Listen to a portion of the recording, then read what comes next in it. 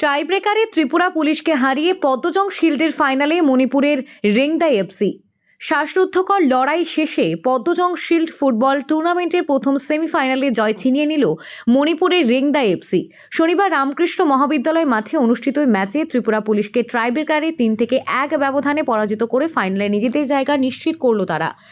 শনিবার গ্যালারি ঠাসা দর্শকদের উপস্থিতিতে হলুদ সাদা জার্সিধারী রেংদা এফসি এবং সাদা জার্সিধারী ত্রিপুরা পুলিশ একে অপরের মুখোমুখি হয়।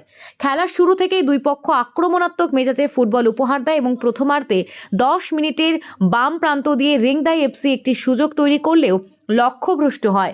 পাল্টা আক্রমণে ত্রিপুরা পুলিশেও ডান দিক থেকে চাপ সৃষ্টি করে, কিন্তু গোলের দেখা মেলেনি।